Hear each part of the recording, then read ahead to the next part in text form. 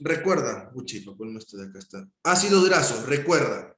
Los ácidos grasos ya se comportan químicamente o se caracterizan químicamente. ¿Por qué? Por tener un grupo carboxilo. El grupo carboxilo es COOH.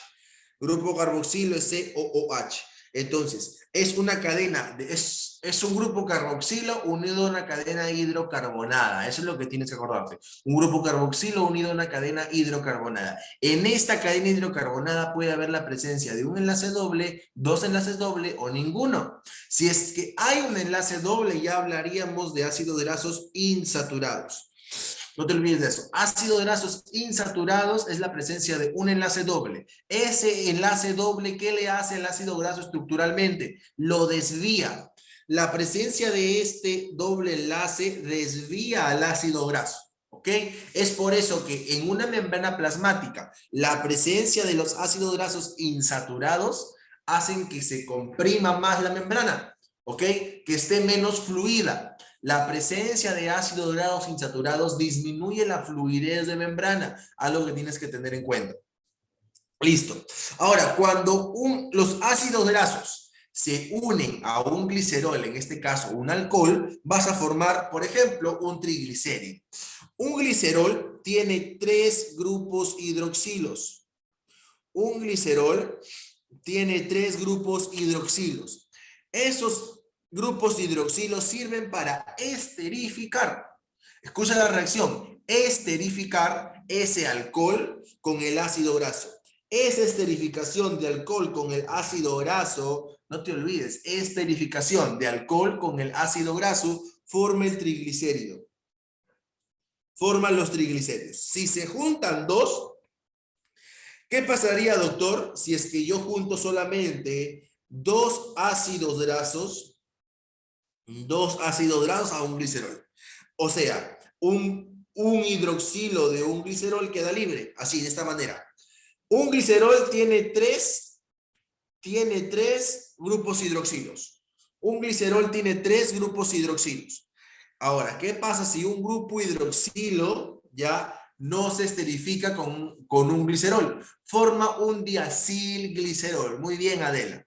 Dato importante, si al diacilglicerol, este hidroxilo que ves acá, ahora lo ponemos acá, supongamos este es el OH, y acá simplemente habría H, acá está el OH, y yo lo esterifico con un fosfato, ¿cómo se llama ese compuesto?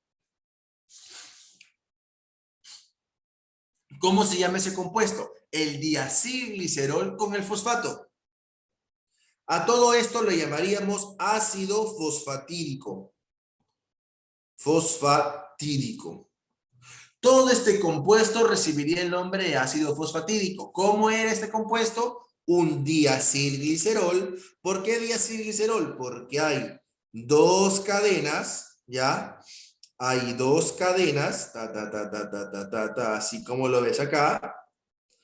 Hay 2 cadenas unidos a un glicerol. Unidos a un glicerol. Ahora, este grupo hidroxilo, si se junta con el fosfato, ya va a formar ácido fosfatídico. Y si este ácido fosfatídico yo lo uno con un aminoalcohol, ¿cómo se llamará todo este compuesto?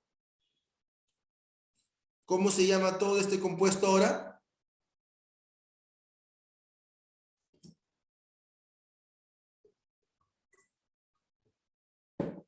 Muy bien, fosfolípido. Fosfolípido, ¿ok? Listo. Entonces, ¿qué es un hololípido? ¿Qué es un hololípido? Es cuando un lípido solamente está formado por lípidos y nada más, ¿ok? No tiene otro compuesto. Entonces, este hololípido se divide en acilglicéridos y ceras. Acilglicéridos viene a ser un glicerol unido a ácidos grasos.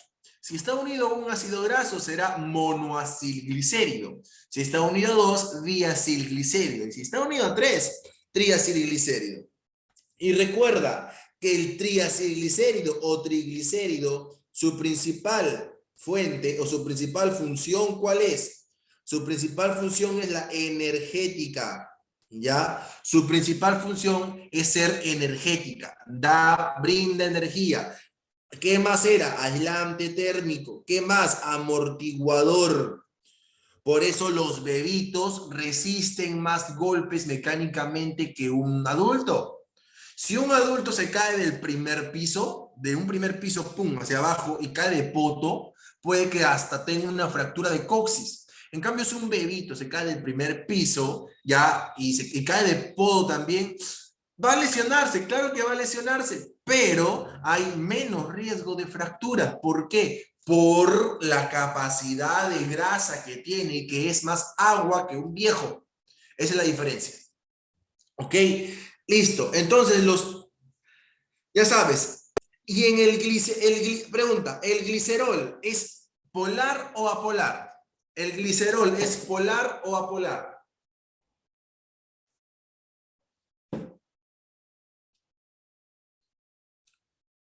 El glicerol es polar. ¿Por qué es polar? Polar. ¿Por qué polar? Porque tiene grupos hidroxilos. ¿Ok? Tiene grupos hidroxilos. Por eso es polar. Ahora, Doc, una consulta. Este es polar, ¿verdad? Sí. Si yo le uno un ácido graso acá, si yo le uno un ácido graso, ¿pierde su polaridad? Claro, pierde su polaridad. Si le uno, perdón, si le uno tres ácidos grasos, pierde su polaridad. Pero si le uno solamente uno, queda dos hidroxilos libres. ¿Lo ves? Claro que lo veo, Doc. Ah, entonces el diacilglicérido, perdón, el monoacilglicérido es polar, apolar o anfipático. El monoacilglicérido es polar. Muy bien, es apolar. Es apolar, no te olvides. ¿Ok? Es apolar. El diacilglicérido es apolar. Es anfipático. El monoacilglicérido y el diacilglicérido son componentes anfipáticos. En cambio, el triacilglicérido es netamente apolar. ¿Qué quiere decir apolar? Que no es soluble a agua. ¿A qué puede ser soluble? Los lípidos, ¿a qué son solubles? Los lípidos químicamente, ¿a qué son solubles? A sustancias o soluciones orgánicas, ¿como cuál? Como el benceno, ¿verdad? Como el benceno. El benceno, ya, el benceno es una solución orgánica que permite generar solubilidad en los lípidos. Listo, entonces, o los lípidos es que solamente está formado por lípidos. En el caso de acilglicérido, son moléculas anfipáticas o netamente apolares. ¿Cuál es la principalmente apolar? El triacilglicérido. Por cierto, el triacilglicérido, ¿cuál es su valor normal en sangre? Menos de 150 miligramos por decilitro. No vaya a ser que te pregunten, ¿cuál es el valor normal en sangre de este triacilglicérido? Menos de 150 miligramos por decilitro. Listo. Las ceras es un glicerol, ya, no, acá está mal. La cera es un monoalcohol, ya glicerol no, borra ahí. La cera está formada por un monoalcohol con un ácido graso. La cera se forma por la unión de un monoalcohol con un ácido graso. Esta fusión de monoalcohol con ácido graso forma la cera. Por eso la cera es mucho más apolar que un acilglicérido, porque siempre es apolar. No hay forma de que sea anfipático. La cera siempre es apolar. Y como es apolar, su principal función es la impermeabilidad. Obviamente sustancias hidrosolubles. La cera, su principal función es ser impermeable a sustancias solubles. Lo encontramos aquí, en nuestro oído, en nuestra oreja, en nuestro oído interno. Listo, entonces esos son los hololípidos. Doc, ¿y qué es un lípido compuesto? Es aquel lípido, es aquel compuesto que aparte del lípido tiene otra sustancia. Por ejemplo, una glucosa, ¿no? Por ejemplo, un fósforo, por ejemplo, un carbohidrato, eso principalmente. Entonces, bueno, ya lo dije, el carbohidrato. Lípidos compuestos yo te lo divido en esta manera. En esta manera. Es la unión de pueden ser fosfolípidos, mira, pueden ser fosfolípidos o pueden ser esfingolípidos. Den un momento, chicos, den un momento, toque.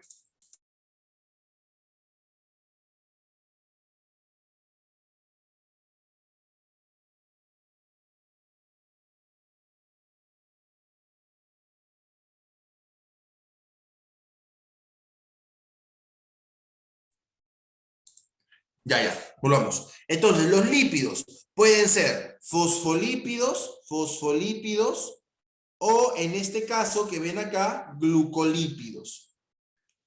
Doc, ¿cómo está formado un fosfolípido? Puedo generar fosfoglicéridos o esfingofosfátidos. El término, escúchame bien, el término fosfolípidos hace referencia a que tienen un fosfato. El término fosfolípidos hace referencia a que tienen un fosfato. Ese fosfato, si lo tienen unido al alcohol, el glicerol, se llama fosfoglicéridos. Vamos a verlo. O también llamada fosfolípido de glicerol. Acá lo vemos. Acá vemos al glicerol. Acá vemos al glicerol, ¿no? Esterificado, recuerda, el término acá es decir esterificado.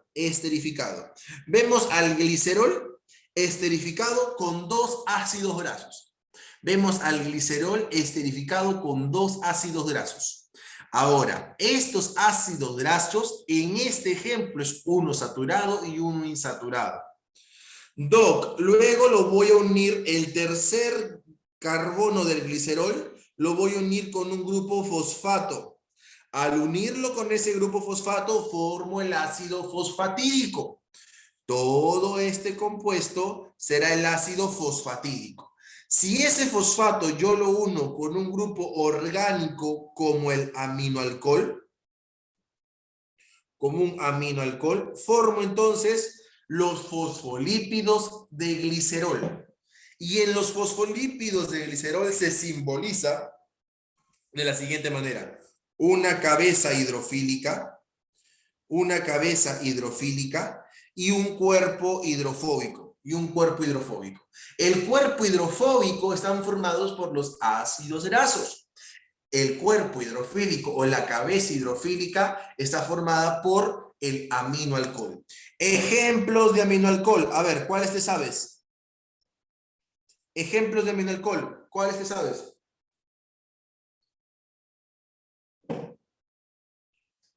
¿Qué aminoalcoholes te sabes?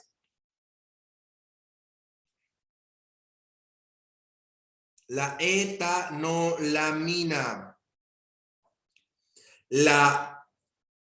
El inositol.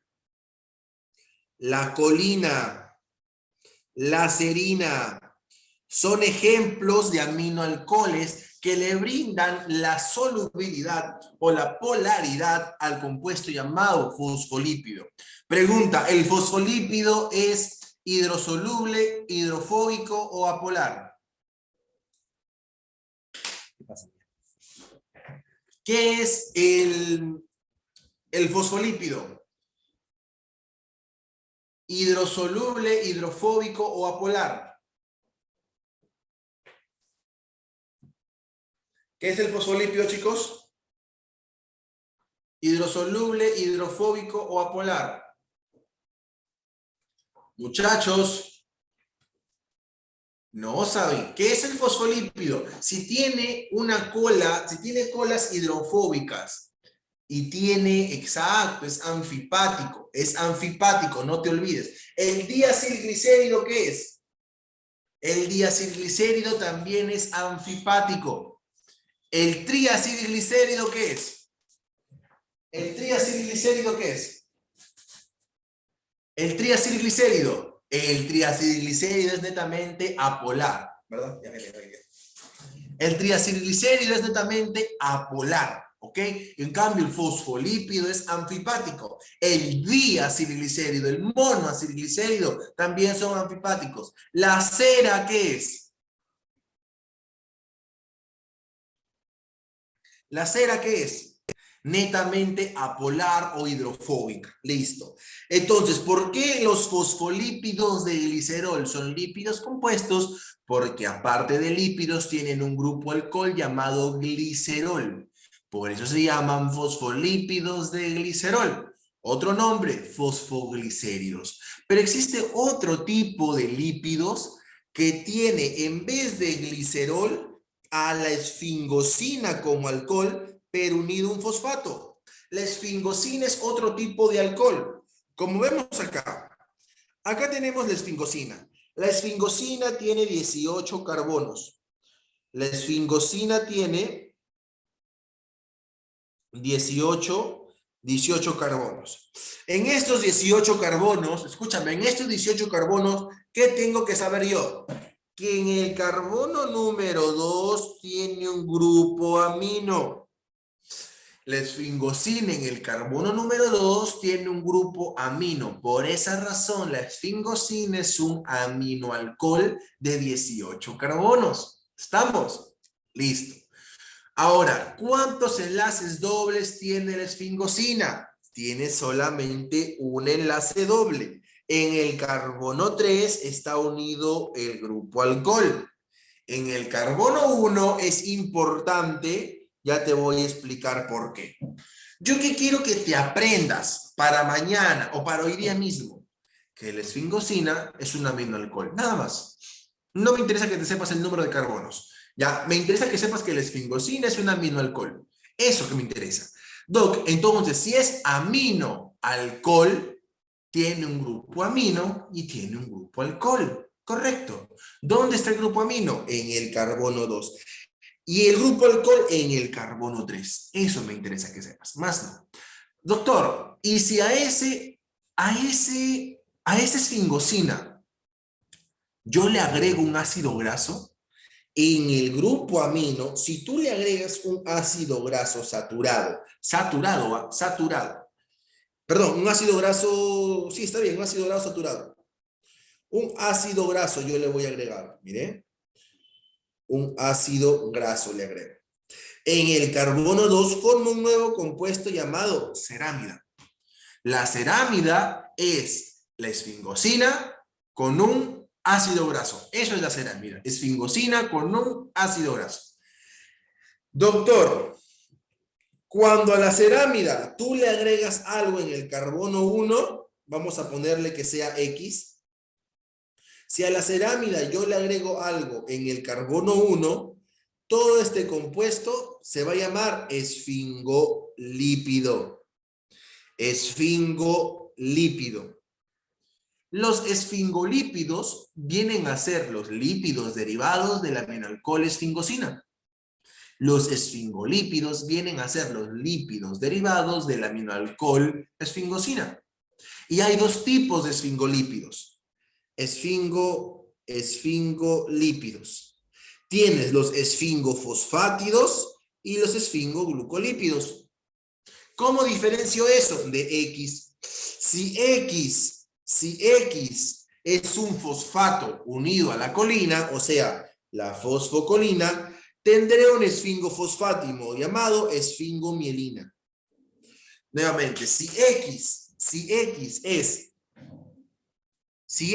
es la fosfocolina, o sea, la colina unido a un grupo fosfato, todo ese compuesto se llamará esfingomielina. ¿Qué es la esfingomielina? Es un esfingofosfátido. ¿Ok? Es un esfingofosfátido. Listo. ¿Y dónde ubico principalmente a la esfingomielina? En la cara externa de la membrana plasmática. Ahí la ubico. En la cara externa de la membrana plasmática. Ahí es su ubicación. ¿Para qué sirve la esfingomielina? Para aumentar el impulso nervioso. ¿Dónde se ubica entonces la esfingomielina? Principalmente en las neuronas del sistema nervioso. La esfingomielina se ubica principalmente en las neuronas del sistema nervioso. Listo, doctor. Dentro de los esfingoglucolípidos, dentro de los esfingolípidos, usted me dijo, Los esfingolípidos son compuestos formados a partir de esfingosina. Pero en realidad, esa esfingosina, al unirse con un ácido graso en su carbono 2, forma un nuevo compuesto. ¿Cómo se llama ese nuevo compuesto? ¿Cómo se llama este compuesto que se forma a partir de esfingosina con el ácido graso?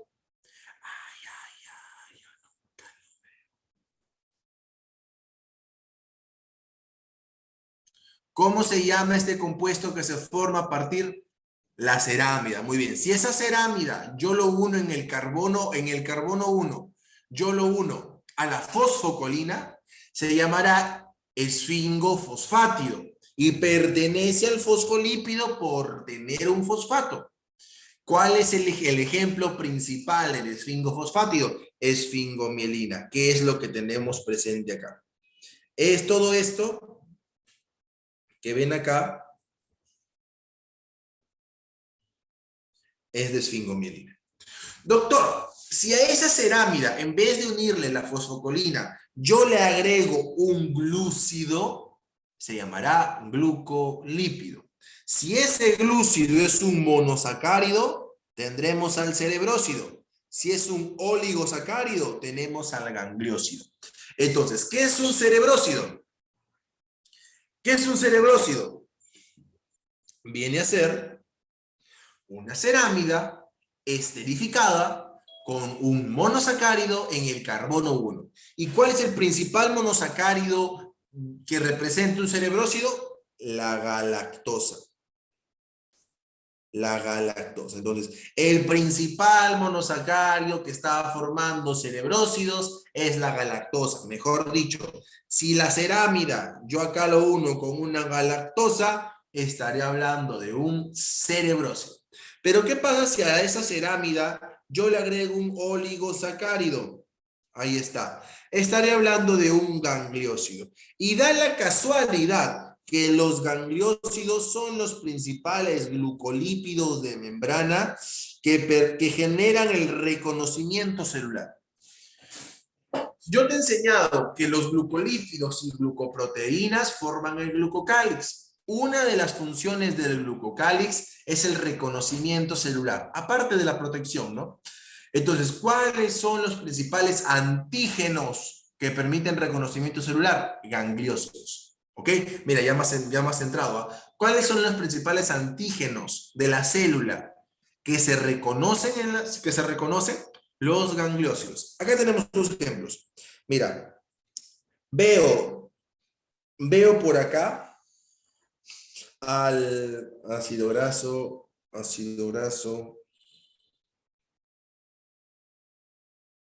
Esperen. Claro, pues. Entonces, acá yo veo mi esfingosina. Y en su carbono 2 veo la esterificación con el ácido graso. Todo esto es la cerámida. Cuando yo la esterifico con la galactosa, formo cerebrósido. Ahí está. Acá veo lo mismo.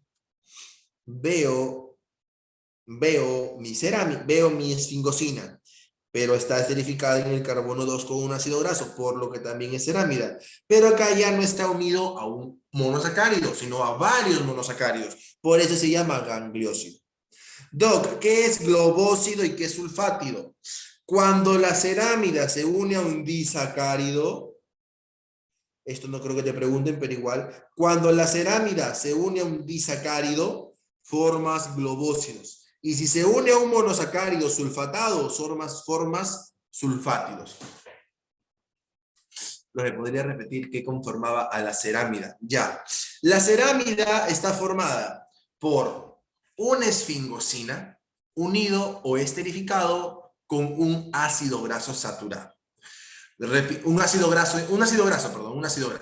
Entonces, la cerámida está formada por una esfingosina unido o esterificado a un ácido graso, que por lo general es saturado.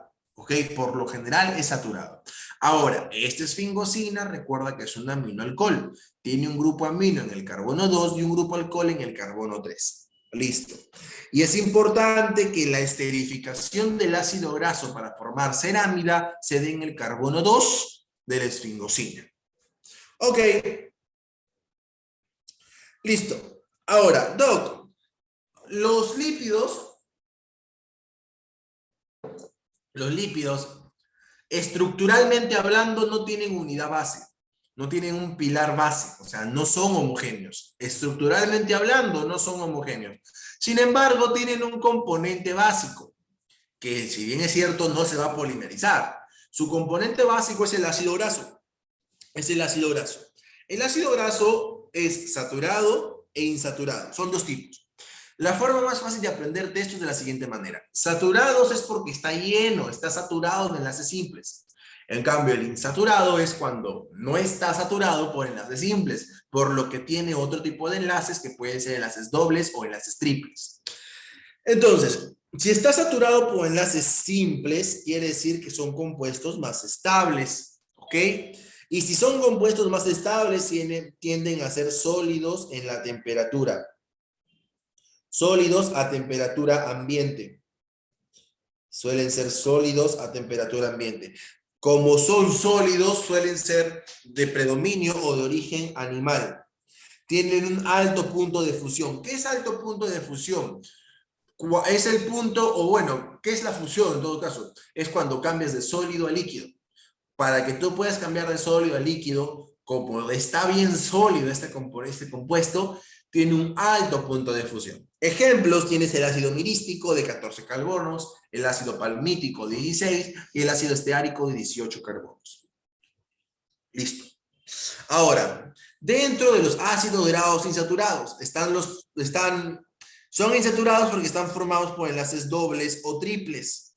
Si están formados por enlaces dobles o triples, se hacen más inestables o menos estables, por lo que son de temperatura líquido. Son predominantemente de origen vegetal y tienen bajo punto de fusión. ¿Dónde encontramos estos ácidos grasos insaturados? ¿Dónde encontramos estos ácidos grasos insaturados? En los aceites vegetales. Esos que le llaman aceite de soya, aceite de linaza. ¿Cómo es todo que utiliza mi mamá? Me olvidé. Bueno, los aceites vegetales principalmente. Ya. Ahora, ejemplos de ácidos grasos insaturados. Ácido palmitoleico, ácido leico, ácido linoleico y ácido linolénico. Entonces, un dato que tienen que saber acá. El ácido alfa-linolénico,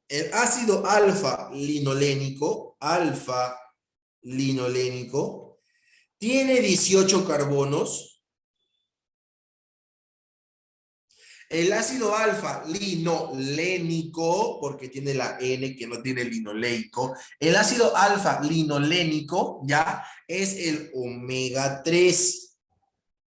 Es el omega 3 y está formado por 3 dobles enlaces. Nuevamente, el ácido alfa-linolénico es el omega 3, ¿ya? Y tiene 3 enlaces dobles. En cambio, el ácido linoleico es el omega 6 y tiene 2 enlaces dobles, ¿ok? El ácido linoleico tiene 2 enlaces dobles, ¿ok? Entonces, estos son los famosos omega 3. Doc, ¿cuál es otro omega 3? ¿Qué otros compuestos son omega 3? El DHA, por ejemplo, el ARA, el EPA,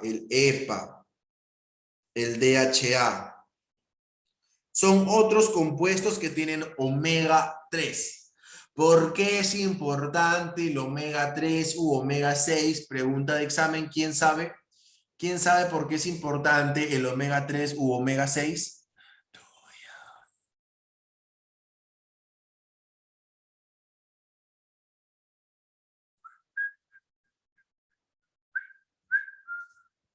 ¿Ya? ¿Nadie? ¿Por qué es importante el omega 3 y el omega 6? Porque disminuyen el colesterol, entre comillas, malo. Los omegas disminuyen el LDL. ¿Qué es el LDL? Colesterol. Colesterol de baja densidad. Es el colesterol que sale de tu cuerpo en dirección, perdón, sale de tu hígado en dirección a todo tu cuerpo. ¿Ok? Se va, por ejemplo, a tu corazón, se va a la glándula suprarrenal, se va al páncreas, a todo lugar que necesite colesterol. ¿Estamos? Es por eso que se le dice que es el malo, porque lo lleva por las arterias. En cambio, el colesterol bueno, que es el HDL, es el que recoge el colesterol de tu cuerpo para eliminarlo por vía hepática. El HDL va por vía hepática para poder eliminarse. ¿Ok? Entonces, los omega 3 y omega 6 disminuyen este colesterol. Ahora, hay otro ácido graso poliinsaturado. Por cierto, estos ácidos, como ya tienen más de un enlace doble, como ya tienen más de un enlace doble, se llaman ácidos grasos poliinsaturados. Luego tenemos al de 20 carbonos, que es el ácido araquidónico. El ácido araquidónico. El ácido araquidónico tiene 20 carbonos. Es de vital importancia para la formación de prostaglandinas. Las prostaglandinas son moléculas inflamatorias que derivan del ácido araquidónico. ¿Ok? ¿Cuáles son los lípidos derivados? ¿Cuáles son los lípidos derivados? Tienes los terpenos, que son polímeros disoprenos. Doc, ¿cuándo voy a marcar terpenos? Cuando me hablen de colorantes. De colorantes, por ejemplo. O pigmentos, más que todo. Pigmentos. ¿Ok? ¿Qué son los terpenos? Como el terpeno, el tetraperteno, esos. Los terpenos son polímeros disopreno. Estos polímeros disopreno son generalmente pigmentos. Los esteroles son derivados del esterano. ¿Cuál es el principal esterol? El colesterol. ¿Ok? El principal esterol o esterano, o perdón, el principal esterol de las células animales es el colesterol. ¿Cuál es el principal? Las principales prostaglandinas. ¿Qué son las prostaglandinas? Son moléculas proinflamatorias que derivan del ácido araquidónico. ¿Cómo se llama la enzima que convierte el ácido araquidónico a moléculas inflamatorias? COX. Así se llaman, COX. La enzima que convierte el ácido araquidónico a moléculas proinflamatorias se llama COX, la ciclooxigenasa. Las lipoproteínas son aquellos compuestos que mueven colesterol. Las lipoproteínas te mueven colesterol. Ya te dije, la LDL es la mala y el HDL es el bueno. Eso es lo coloquial. Médicamente, ¿cómo se representa esto? La LDL es aquel tipo de colesterol, que se va a ir a todo tu cuerpo. Por ende, lo almacena en tu cuerpo, lo almacena en las arterias, por eso se dice que es malo. En cambio, el HDL recoge el colesterol excesivo y lo elimina vía hepática. ¿Ok? ¿Cuáles son los derivados del colesterol? Borra esa palabra hormonas. ¿Cuáles son los derivados del colesterol? Tienes acá a la vitamina D. La vitamina D deriva del colesterol. ¿Qué más? Las hormonas sexuales. Las hormonas córticos suprarrenales. ¿Ok? Son sustancias que derivan del colesterol. Las sales biliares. Todas estas sustancias derivan del colesterol. Nuevamente, como derivan del colesterol, pueden atravesar la membrana plasmática. No van a tener receptor en la membrana plasmática. Doc, ¿cuáles son esas hormonas sexuales? ¿Cuáles son esas hormonas sexuales? Ya les hemos hablado. Estrógeno, progesterona, testosterona. ¿Cuáles son las hormonas córticos suprarrenales? Aldosterona y cortisol. Entonces, si en tu examen te viene la aldosterona, ¿puede atravesar la membrana plasmática? Sí. La aldosterona utiliza una proteína de membrana, para generar su acción. No. La aldosterona va directo al núcleo porque es esteroidea. Deriva de colesterol. ¿Listo? Entonces, con eso culminamos el repaso de lípidos. Por último, los ácidos grasos, cuando se polimerizan, ¿ya? Los ácidos grasos se pueden polimerizar Sí, o sea, sí puedes polimerizarlos, pero no para formar un compuesto infinito. No, puedes polimerizarlos para formar una micela. Cuando varios ácidos grasos se unen, forman una micela, una estructura redondeada.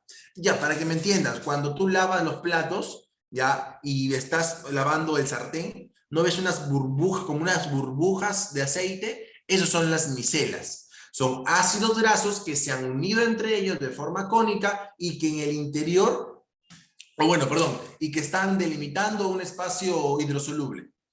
Un fosfoglicérido, cuando se junta, forma un liposoma. Entonces, cuando tú juntas varios ácidos grasos, formas una micela. La micela no tiene agua en su interior. La micela no tiene agua en su interior. En cambio, cuando tú juntas varios fosfoglicéridos, ya vas a generar una estructura más grande y que en el interior hay líquido.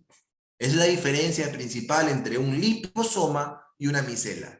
La diferencia principal es que el liposoma está formado por fosfoglicéridos, la micela está formada por ácidos grasos. El liposoma contiene agua en su interior, mientras el ácido graso no, o mientras la micela no tiene agua en su interior. Ok, chicos.